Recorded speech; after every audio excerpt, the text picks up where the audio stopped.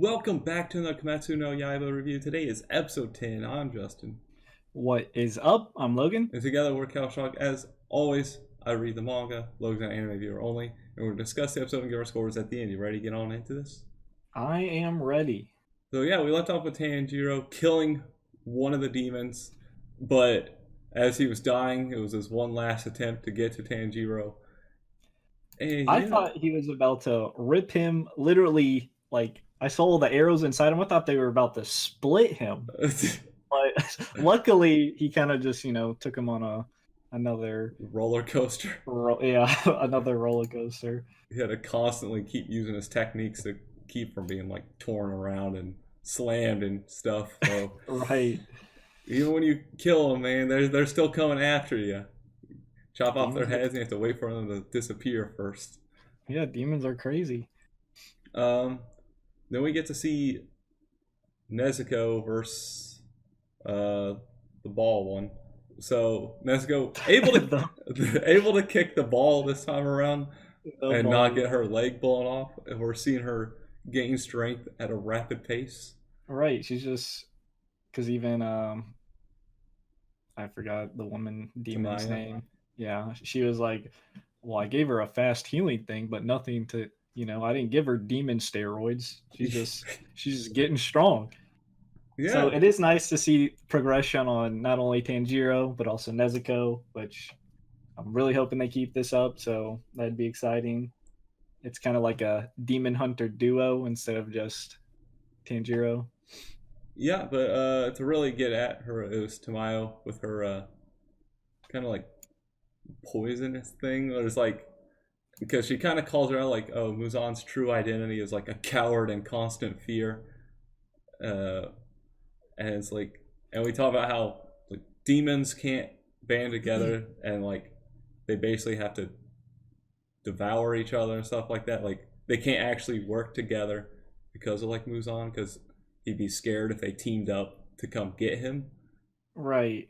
So he doesn't, yeah, he definitely doesn't come across as this, like, I'm sure he's super strong, but he's not like this godly demon that can just defeat everything. He kind of manipulates the other demons through fear, it seems. Because even, ball demon, at first, because back in the other village with the little shadow demons, I was like, why can't they say their name? Which this episode shows exactly why you can't say his name. It kind of just it triggers the curse just, and right. It just kills you. Yeah, he leaves some of his cells inside the demons. So if they say his name or whatever, it's like hands came out and like just tore her to shreds and stuff. Because like we're saying, demons can't actually like kill each other because there has to be like one of those blades and stuff, or they just keep regenerating in a fight. So it's like, but the curse is like the one true way for Muzan to kill them, and it's kind of intense what happens if you say Muzan's name. This show does go for pretty brutal, gruesome deaths. They do not hold back. That was disgusting. Yeah. But we also learned that they were lying. They are not part of the 12 demon moons. Right. Or the 12 moon demons or whatever it is. Because they were way too weak, they said, and they didn't have engravings in their eye. The fact that they're way too weak is kind of like insane considering they were pretty strong. Right. They didn't seem too weak, at least comparatively to Tanjiro and company. So these 12 are probably going to be pretty scary. Yeah, and of course when we get I wish I would have wrote the name down, or ball demon, where she was like dying and stuff. We learned that she was just a kid when she became a demon and just kind of wanted to play, and it's like, yeah. So we do get that with like demons here and there, kind of like their past, which kind of builds like Tanjiro's thing of wanting to save them, because it's like they were just humans and stuff that got into bad situations. Like this was just a little girl when she became a demon and couldn't control any of her actions anymore at that point. Right. And I guess we got a little bit of Yushiro's past where he was, when he was a human on the verge of dying, why he decided to become a demon to basically live, even if it Right. meant throwing away his humanity. I'd probably make the same choice. It's like either, turn into a demon or die. I'm like, oh, well, you got me on the ropes here, but don't really want to die. Yeah, exactly. I wouldn't want to either. I'm like, sure. Especially when Tamayo's not like a bad demon at all. Like, Right. okay. Demon me up. Let's go. But they offered to take in Nezuko if needed, but Tanjiro was like, nah, she's gonna come with me. And Nezuko's like, no, I'm sticking with Tanjiro the whole time. Right. I did like that. I did like how they didn't just push her to the side. So it's definitely more feeling like the more they go, it feels like that tag team. Like they're in it together. It's not just Tanjiro trying. Obviously, he's trying to save her, but she's also helping. Yeah, and also we get where Tamayo is just really happy that Nezuko views her as a human.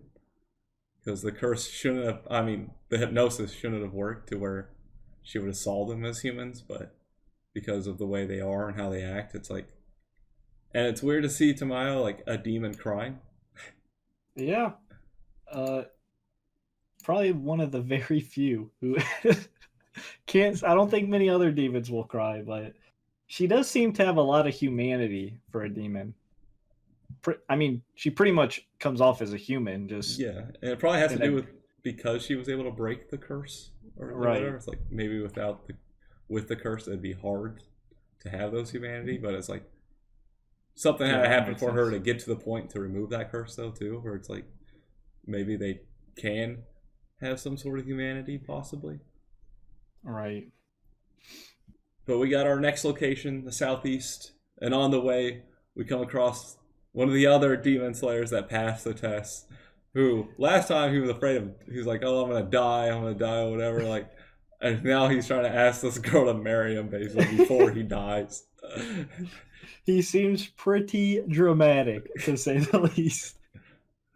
I'm expecting some team up between him and Tanjiro, at least, maybe not permanently, but at least momentarily. So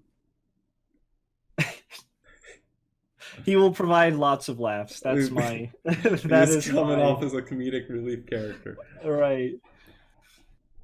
But that does it for the episode. Yeah. Jumping to scores. Sure. I'll say 7.5. Just pretty much finishing up a fight. Already touched on how I'm liking how it's a tag team, not just Tanjiro doing everything. It does kind of or makes you feel sympathetic for demons, or kind of humanizes them in a way. Like, obviously, the ball girl, still name unknown. We had her name at one point. I just didn't write it down for some reason. Right. She was just a little girl. Yeah, the fight's always cool. Tanjiro always seems to be using his head and everything he learned, like especially when he defeated the first demon and he had to like literally use like 20 moves in a row like to counteract. That was cool to see. But yeah, we kind of moved past those demons. Now we're moving on to our next mission. Yeah, I'll give it a 7. It was just finishing up the fight, wrapping around. Yeah, like you said, the humanizing thing is always actually it's just kind of a decent touch to this. But yeah, like I always say, animation stuff on the fights are always fantastic. But really, we didn't. And it's like, oh damn, these demons are actually hella weak compared to the 12. Or it's like, oh, they were way too weak. It's like those phrasing and stuff. It's like, okay, it sets up that these 12 are going to be terrifying when we get there. And right, it's exciting. I'm ready. I want to meet one of the 12. I wonder if this is just speculation. I wonder if they're numbered based on how strong they are. Like maybe 1 is the weakest of them and 12's the strongest, or vice versa. Or maybe they're just all pretty close to equal. Who knows? I'm sure we'll figure out. I'm sure they'll let us know. Yeah, you'll figure it out eventually. That does it. Woo! That means it's spiel time. As always, be sure to hit that like, subscribe, notification bell to be notified every time we upload. Comment down below, let us know what you thought of the episode, what you did, didn't like, anything like that. And until next time, peace out. See ya.